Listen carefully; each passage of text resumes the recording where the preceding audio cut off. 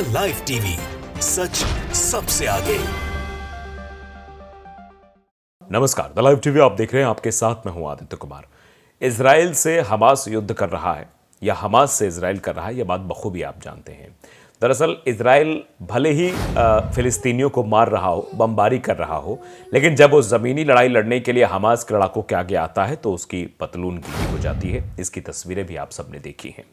IDF की सेना बेहाल है हमास के इलाकों के आगे। जो तस्वीरें निकलकर सामने आ रही हैं वो बहुत कुछ बयां कर रही हैं।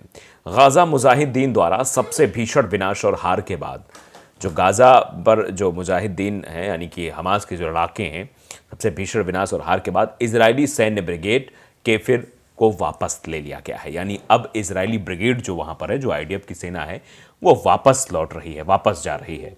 इजराइल ने गाजा में 1 लाख सैनिक उतारे थे।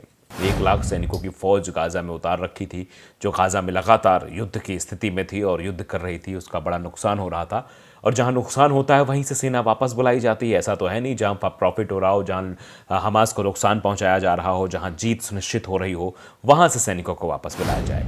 जिनमें से अब गाजा में 25,000 से भी कम सैनिक बचे हैं, जिसके साथ खान यूनिस और गाजा के अन्य इलाकों में मुजाहिदीन की झड़पें भी जारी हैं।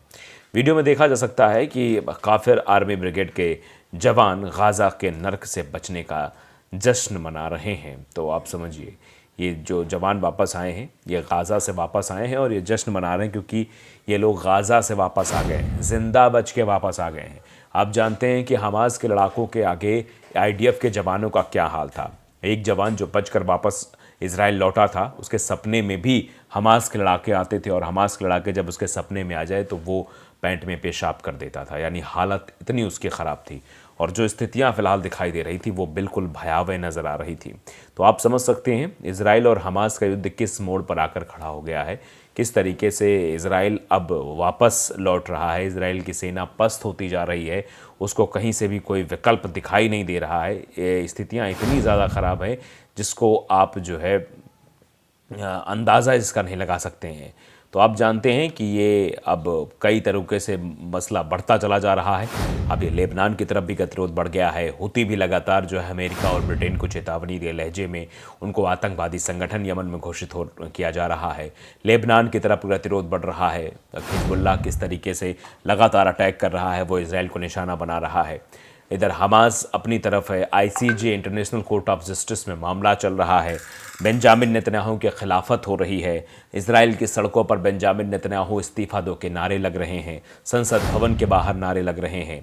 साथ ही साथ तेल अवीव की सड़कों पर नारे लग रहे हैं। आईडीएफ हेडक्वार्टर के बाहर भी नारे लगाए जा रहे थे, क्योंकि आईडीएफ के जवानों ने 3 इजरायली बंधकों को मौत के घाट उतार दिया था, जिसके बाद से आईडीएफ पर भी भरोसा अब इजराइल के लोगों को नहीं रहा है। अब जानते हैं इजराइल ने गाजा, लेबनान और सीरिया में एक साथ हवाई हमला किया। 25,000 के पार पहुंची मरने वालों की संख्या। गाजा में इजराइल और हमास के बीच चल रही जंग की वजह से मरने वालों की संख्या 25,000 के पार पहुंच गई है। इजरायली सेना ने शनिवार को गाजा, लेबनान और सीरिया में एक साथ हमले किए हैं। गाजा में जहां हमास के लड़ाकों को निशाना बनाया गया, वहीं लेबनान में हिजबुल्लाह के लड़ाकों को ढेर कर दिया गया, ऐसा इजराइल बताने की कोशिश कर रही है। दरअसल मीडिया के माध्यम से इजराइल जो खबर फैलाने की कोशिश करता है, वो उसमें अपनी जीत बताता है। उसमें कहीं से भी ये नहीं बताता है कि नहीं हमको हार मिली है, हमारी हालत बिल्कुल पस्त हो गई है, हम कुछ कर नहीं पा रहे हैं, हम कैसे आगे बढ़ेंगे, ये सब सोचने पर वो मजबूर हो रहा है। वही लेबनान के हिजबुल्लाह के लड़ाकों को ढेर कर रहा है, ऐसी खबरें प्रचारित कर रहा है कि हम हिजबुल्लाह के लड़ाकों को ढेर कर रहे हैं, हम हमास के लड़ाकों को ढेर कर रहे हैं, हम हर जगह अपनी मतलब ताकत दिखाने की कोशिश कर रहे हैं। इसके साथ ही सीरिया में ईरान के रिवॉल्यूशनरी गार्ड पर भी अटैक किया गया है। इजराइल ने शनिवार को गाजा, लेबनान और सीरिया में एक साथ हवाई हमले किए। इजरायली सेना ने गाजा में जहां हमास के लड़ाकों को निशाना बनाया, वहीं लेबनान में हिजबुल्लाह के लड़ाकों को ढेर कर दिया। सीरिया में ईरान के रिवॉल्यूशनरी गार्ड पर अटैक किया गया। गाजा के स्वास्थ्य मंत्रालय का कहना है कि हमास और इजराइल के बीच चल रही जंग में अब तक 25,000 से अधिक फिलिस्तीनियों की मौत हो चुकी है। इसके साथ 62,000 से अधिक लोग गंभीर रूप से घायल हैं। गाजा के स्वास्थ्य मंत्रालय के मुताबिक पिछले 24 घंटे में 178 फिलिस्तीनी मारे गए हैं, जबकि 293 लोग हवाई हमलों के दौरान गंभीर रूप से घायल हो गए हैं। बताया जा रहा है कि गाजा के रफाह में इजराइल ने एक कार पर ड्रोन से हमला किया, जिसमें हमास के 4 लड़ाकों की मौत हो गई, जबकि कई लोग घायल हो गए हैं। रफाह मिस्र से लगता हुआ बॉर्डर का इलाका है। वहां पर बड़ी तादाद में फिलिस्तीनी लोगों ने शरण ले रखी है। इसके साथ ही इजरायली सेना ने ड्रोन से हिजबुल्लाह के लड़ाकों को भी निशाना बनाया। लेबनान के बंदरगाह शहर टायर के नज़दीक एक कार पर हुए ड्रोन हमले से उसमें सवार 2 लोगों की मौत हो गई है। वहीं 2 राहगीरों की भी जान चली गई। गाज़ा और लेबनान में जहां इजराइल से ड्रोन हमले किए, वहीं सीरिया की राजधानी दमिश्क पर मिसाइल से अटैक किया गया। इजराइल का मिसाइल ईरान के रिवोल्यूशनरी गार्ड के इमारत पर गिरा, जिसमें ईरान के 5 सैनिकों की मौत हो गई। ईरान के रिवोल्यूशनरी गार्ड के जवान कथित तौर पर सीरियाई सरकार की मदद के लिए वहां तैनात किए गए थे, जिन पर यह हमला किया गया था। हमास के लड़ाकों के साथ साथ अब इजरायली सेना ने सीरिया में ईरान के रिवोल्यूशनरी गार्ड पर भी हमले तेज कर दिए हैं। शनिवार को दमिश्क में इजरायली सेना के मिसाइल हमले में रिवोल्यूशनरी गार्ड के कई सदस्यों की मौत हो गई। उनके ठिकानों पर इजराइल ने तबाह कर दिया है। उनके ठिकानों को इजरायली सेना ने एक और मोर्चे पर जंग तेज कर दी है। शनिवार को सीरिया की राजधानी दमिश्क में इजरायली मिसाइलों ने जमकर कहर बरपाया, जबकि गाजा में पिछले 100 दिनों में भी सबसे ज़्यादा समय इजरायली हमले लगातार जारी रहे। सीरिया में भी लगातार इजराइल ने आर पार की जंग शुरू कर दी है। इजराइल के ताज़ा हमलों में ईरान के रिवोल्यूशनरी गार्ड के 4 सदस्यों की मौत हो गई, जबकि रिवोल्यूशनरी गार्ड की एक इमारत भी इजरायली हमले पूरी तरह तबाह हो गई। बताया जा रहा है कि जिस वक्त इजराइल ने दमिश्क में मिसाइल अटैक किया, उस समय इमारत में ईरान समर्थित समूह के अधिकारी बैठक कर रहे थे। इजराइल ने सीरिया के अंदर जिस क्षेत्र को निशाना बनाया है, वो रिवोल्यूशनरी गार्ड और फिलिस्तीनी नेताओं के लिए सुरक्षित ठिकाना था। पिछले 7 अक्टूबर को इजराइल और हमास के बीच युद्ध शुरू होने के बाद से हमले तेज हो गए हैं। बीते महीने दमिश्क के पास एक इजरायली हवाई हमले में ईरानी सैन्य सलाहकार सैयद रजी मौसवी की मौत हो गई थी, जबकि इजराइल का कहर गाजा में भी लगातार जारी है।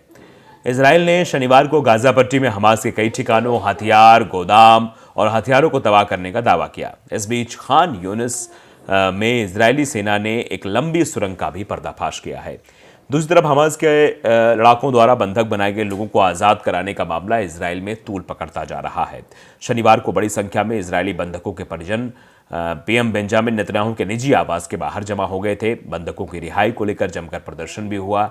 नाराज प्रदर्शनकारी 100 दिनों से भी ज्यादा समय से हमास के चंगुल में मौजूद बंधकों की रिहाई के लिए समझौते की मांग कर रहे हैं। किसी भी तरीके से हमास से आप समझौता करिए, हमारे लोग जो किडनैप हैं उनको वापस वहां से ले आइए। इस दौरान प्रदर्शनकारियों ने पीएम आवास के बाहर तंबू में रात बिताने की भी योजना बनाई है। यानी आप समझिए कि इजराइल में तेल अवीव की सड़कों पर प्रदर्शन हो रहा है, इजराइल में संसद के बाहर प्रदर्शन हो रहा है, इजराइल में आईडीएफ के कार्यालय के बाहर, जो हेडक्वार्टर आईडीएफ का बना हुआ है इजरायली सेना का, उसके बाहर प्रदर्शन हो रहा है।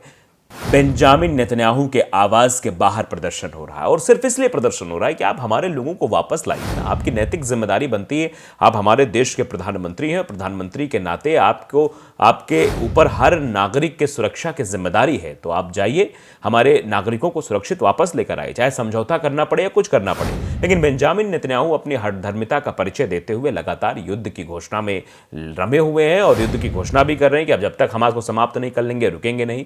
लेबनान की तरफ भी हिजबुल्लाह से युद्ध छेड़ दिया है, इधर हमास से तो चल ही रहा है, उधर हुती अमेरिका को परेशान कर रहा है, हर जगह से घिरे हुए। अमेरिका समझा भी रहा, लेकिन बेंजामिन नेतन्याहू समझ नहीं रहे हैं। द लाइव टीवी को अगर आपने सब्सक्राइब नहीं किया, जरूर करिए, बेल आइकन दबाइए ताकि सच खबर आप तक पहुंचती रहे। नमस्कार। द लाइव टीवी, सच सबसे आगे।